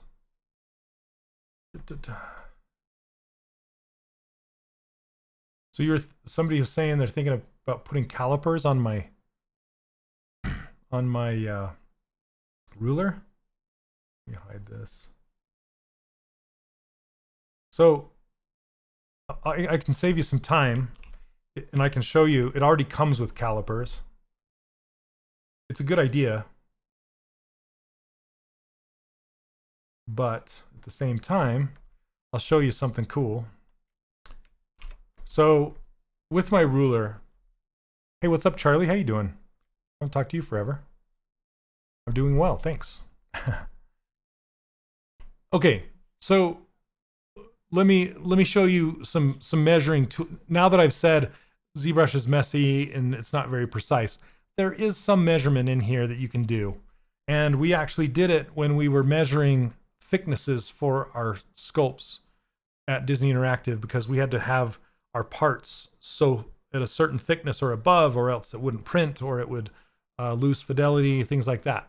So I can show you a way you can measure thickness, like how thick an object is. Also, you can do the new, I haven't really used it yet, and just because I haven't had the need to, but the new thickness measuring tool inside of ZBrush, there is one that gives you thickness based on a color map. You can do that. But what was I going to say? But if you want to measure, you can use the transpose tool. So let me show you really quick. If you use my ruler file, which I give this ruler file away for free on my 3dcharacterworkshop.com. You can go download it. It comes with the brushes. And the reason I have it at all is because I use it for 3D printing and measuring my character to take back and forth between Maya when I'm doing game characters. And it is a centimeter ruler, but more importantly, it's a millimeter ruler. So all of these little black tick marks, the littlest ones are millimeters, and the larger ones are centimeters. And since it's meters and it converts, you can essentially also use it as a meter ruler. But if you do use it as a meter ruler, then you can't use it as a millimeter and centimeter. It doesn't translate that way. But it's still divisible by 10. That's the genius of it, right? So if you're using the 2 meter, using it as a 2 meter ruler, then I've put these centimeter heights in here for an average female, average male. But what I was going to show you is there's 2 other things that aren't as well known with this ruler file that I've built in here. And one of them is, if you turn on the floor, you can see that this floor has a grid, and I've set the grid to match the centimeters. It's kind of hard to see on your screen, but these grid marks are it's a smaller line, so it's more precise. Okay, so you can see the centimeters in the background grid. Now, but you can't see millimeters, right? There's no millimeters. So what you can do is you can show the gizmo. Whoops. Let me just tap on this ruler, make it active. I'm going to bring the gizmo right to this corner of this ruler. Okay. And if I turn the ruler, the mesh on, you'll also notice that the mesh is built on centimeters.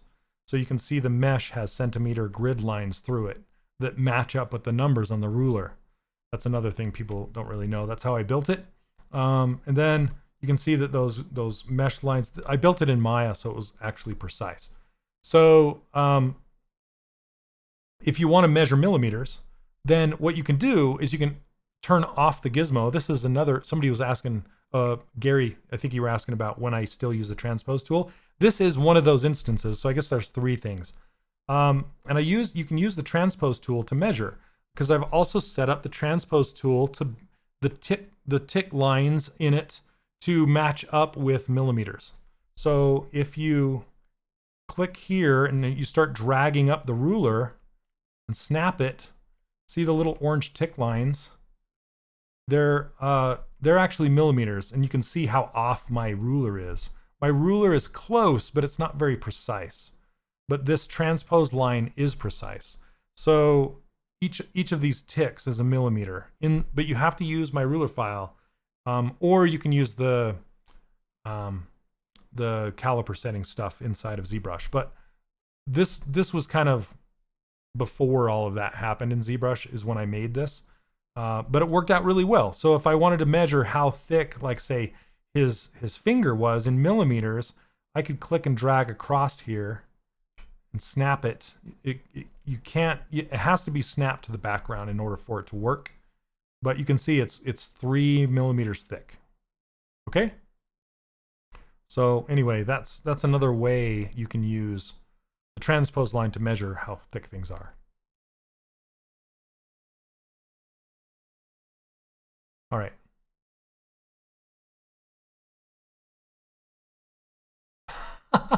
Doug, that's hilarious. That is hilarious. I'm from the US, and I'll have to agree with that. All right. Anyway, yeah. So, and there's when you do download my ruler and my brushes, there's a video at the end, and I tell you on the download page how to use the ruler and the brushes. So I go over that stuff, and I talk about how to use it for 3D printing and things like that. So, yep. Awesome. Okay. So back to this. What was I doing? The belt buckle. Okay, let's finish up that belt buckle.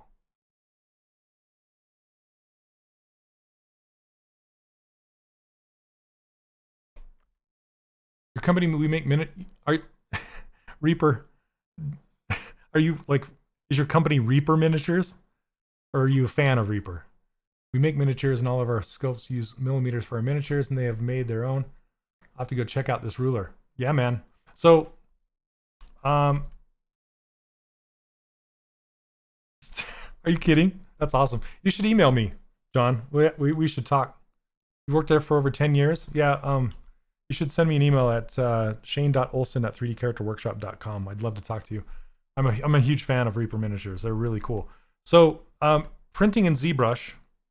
And if you guys don't mind, I'm just going to, since we have a guy from Reaper Miniatures here, I just want to tell you this really cool thing about this ruler that we came up with. So I worked at Disney Interactive, and we made these Disney Infinity characters. And since the lack of precision in ZBrush was a big deal, and we had to match the world precision 1-to-1, right? And we really didn't have anything to measure with that was a 1-to-1 with the world. So with the 3D print hub, you can set a measurement, but it's kind of unknown what that is based on real world size. So what we had to do is set up something that we knew the size of in the real world, print it out, measure it, make sure that we had something to compare it to. So I made a ruler. It's not this ruler, but I made a ruler that was it was like 18 centimeters tall. Anyway, I made it in Maya, imported it in here, and then we printed it out, and it was inside of the 3D print hub right here, you can set this number. See, it says in millimeters, you can set this number. And this is a known number, okay? So for example, if you're gonna use my ruler to print with, you would set this to 20 because it's a 200, because it's a 200 millimeter ruler. Okay, it's 200 millimeters tall, and that's a known size, and it's known. So as long as you keep your character within the bounding box of that ruler and you set the ruler size to 200 millimeters and you export your STL file at 200 millimeters, it's going to export it at the biggest known size of any object in your scene, which is the ruler. So I know this is kind of crazy high tech, but it flies over most people's heads, but it's like a bounding box. So it's a set bounding box. So anything within that bounding box gets printed at the correct real world size. So all of your, yeah, it will make everything else relative to the ruler size. So as long as so this guy wouldn't work because his feet are hanging down below the ruler. I would have to move him up to be within the bounding box of that ruler in order for it to work. Now, so if it becomes something that is bigger, like the collectible piece, for Disney Infinity, we had this big base that you could set all the characters on. So if you have something that's bigger than 200 millimeters tall, all you have to do is duplicate the ruler and stick it on top of itself, and now set your millimeters to 400. You've essentially doubled the height of your bounding box. So as long as you keep everything within your 400 millimeter bounding box, then you can print it and it will be real world size. And it is so precise that you can interlock things together real world and they'll work. You do have to, sorry if I clapped in the microphone, you do have to, you have to take into account plastic shrinkage, like different, because we had a clear plastic and a soft plastic, and we were trying to put those two together. So when you put it on the base, the clear plastic would light up, the light would come through, and putting those together wasn't just, but the plastic shrinkage was at a different rate. So that was the only thing that was off. But other than that, it was like snap tight, really, really precise. So, sorry, Metal Dragon. I just did a, there's a problem with going above the 100 unit scale. I haven't, well, I'm trying to think of the biggest thing I've printed. I'm trying to think. Hold on a second. I'll show you what the biggest thing that I've made.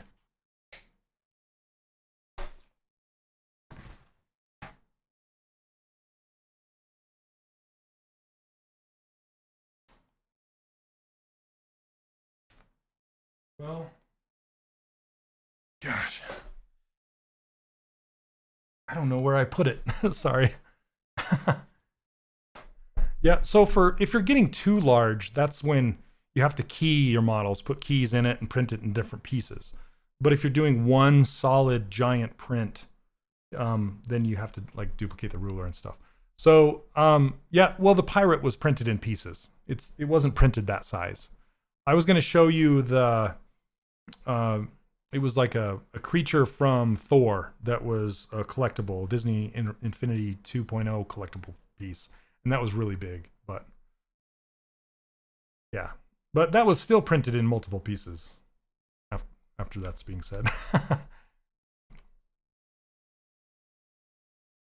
Okay.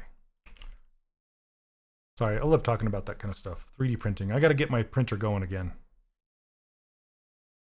Take this and make it kind of a silver. Oops.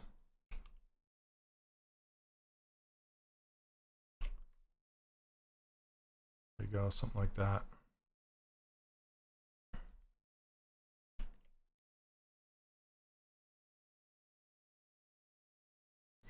Okay, and then let's make this sword really quick. See if I can do it in 10 minutes. Oh man, let's tick the clock down. Yeah, well, you know, since you were here, I just kind of wanted to explain. how I use the ruler. And yes, it's available over on 3dcharacterworkshop.com for free. You can go grab it. Okay. But yeah, I'm glad you're here. It's a pleasure.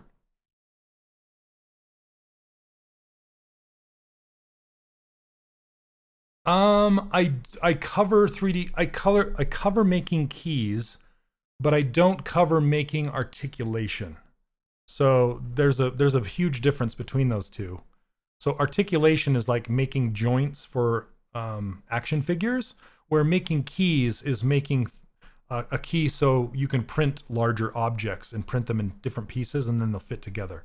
So I do teach how to do that, to make keys so you can print larger objects, but I don't teach articulation. If you have the character merged only one subtool in the print hub, you must specify the size. Yeah, but it's still not precise. I mean, it's precise. The height is precise, but we had here. Let me grab it.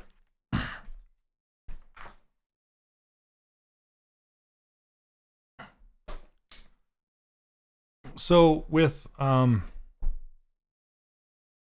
do this one, yeah, okay. So with Disney Infinity characters, they have this base, right?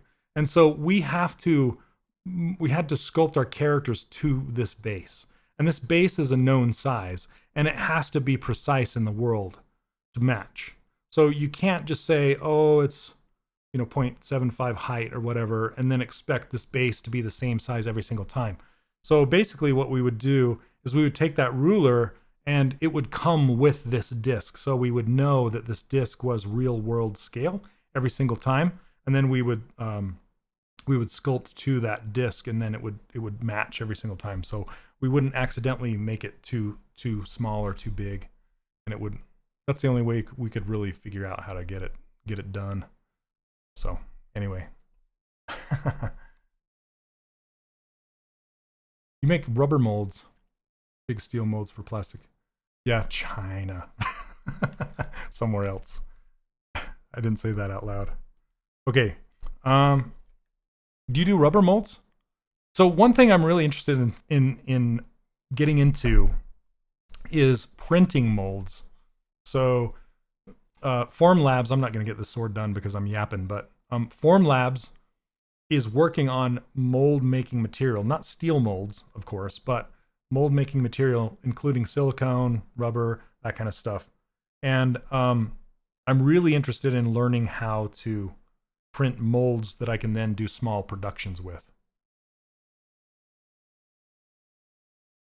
Yeah, Reaper Miniatures. They're like one of the biggest well-known miniature makers in D&D and miniature gaming world, besides like Warhammer, stuff like that. So yeah, it's a big deal. I don't know if you know this or not, but Reaper John's a big deal. At least Reaper Miniatures. That's why I just kind of took the time to go into that stuff. But all right. Let's see. Okay, sword. Let's do it. So for the sword, I want to build it down in the center. So instead of drawing in an insert multi-mesh, I'm going to append a star and then replace this star with a cube. But not, you might wonder why I didn't append a cube, because that's not the cube I want. Yeah, man, I'm telling you, man, I'm a huge fan. I'm a huge fan. And all the Kickstarters you guys do, yeah, I'm a huge nerd. I'm a D&D nerd, so yeah, I love that stuff. Okay, so as long as your gizmo is showing and you go into insert multi-mesh, you can click on any of these objects and it will swap out your mesh for whatever object you click on. Biggest miniature. Little big man. Okay, so now I have this cube, and I'm just going to start. Let's turn on symmetry.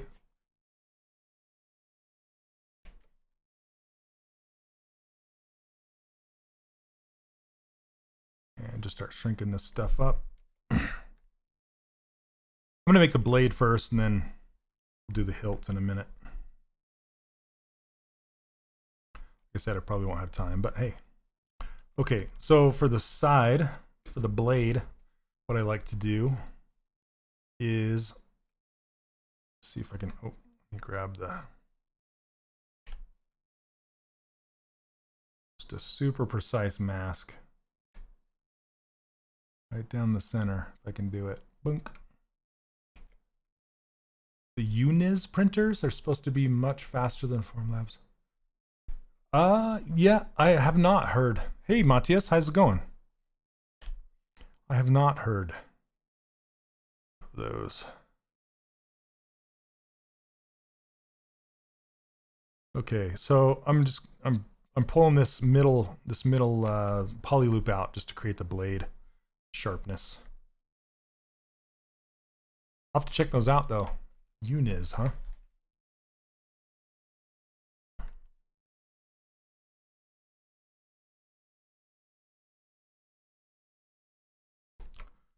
And then this point, the single point.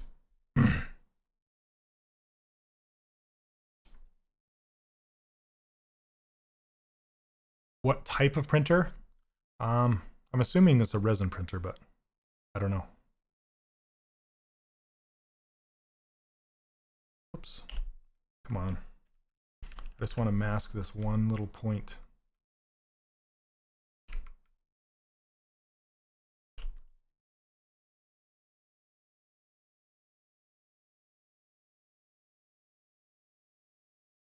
Actually, take it down like this. It's an LCD resin printer. Ah, got you. Okay, interesting. LCD, huh? Because the fastest ones I've seen are like photo printers that they use a photo, like a flash, boom, boom. So they like essentially print the whole layer at once, boom, boom, boom.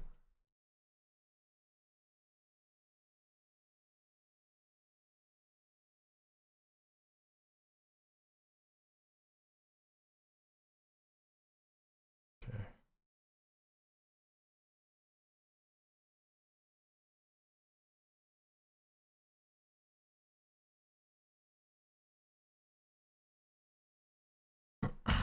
DLP. Okay. Is that what does that stand for? I don't even know.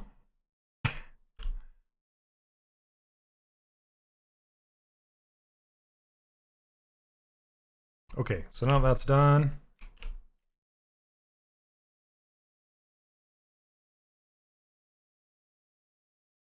Oh, that's the photo. Okay.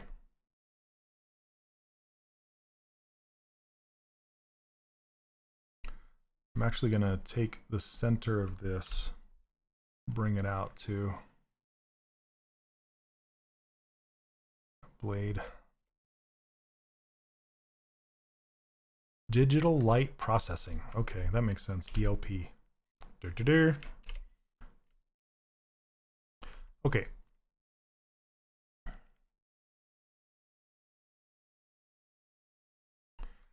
I would think so, since your name's ZBrush Princess.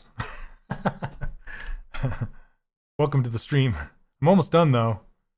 I'm wrapping it up here pretty shortly.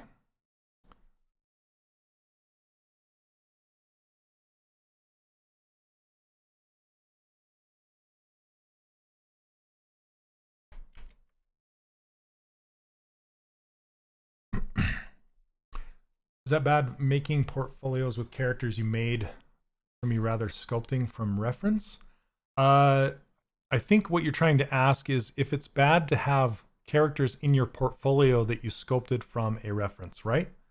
It's a giant no. You want to put characters in your portfolio that you have sculpted from a reference, because that's 90% of the time that's what you will be doing in the job. If you get a job making 3D characters, is sculpting somebody else's design. So if you can show that you can sculpt a really good concept, then they'll hire you to do that. So that's my opinion anyway. That's all I've done in my career, is modeled other people's sculpts. So get permission, of course. But yeah, unless you're a professional illustrator yourself, then I highly recommend Sculpting Concepts. Okay.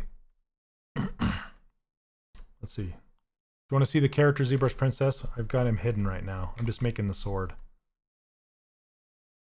Giant sword, in fact. There he is.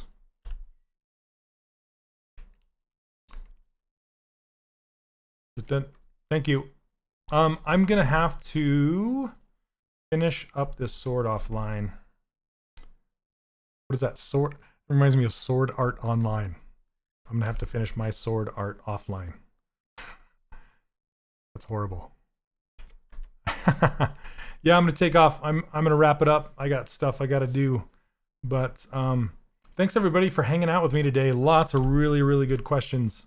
Love it. Yeah, and thanks everybody for stopping by. I will be here again next Monday, same time. And if you're interested, I teach an online course teaching you all how to take a character from nothing all the way to in-game character, and teach you how to sculpt your high-resolution sculpt inside of ZBrush, and then how to make your low-resolution sculpt outside of ZBrush. And I also teach you how to prep your models for 3D printing and all that kind of stuff. So we're having a lot of fun. Lots of people in there. It's what I love to do. And again, thanks for hanging out with me today. Stay safe, and we will see you next Monday. All right. I'm going to answer one more question. Do you ever start modeling from a base mesh or mainly from primitives? Mainly from primitives, but I occasionally start from a base mesh. All right. All right. Take care, guys. Have a good one, and we'll see you next week. All right. Cheers. Bye.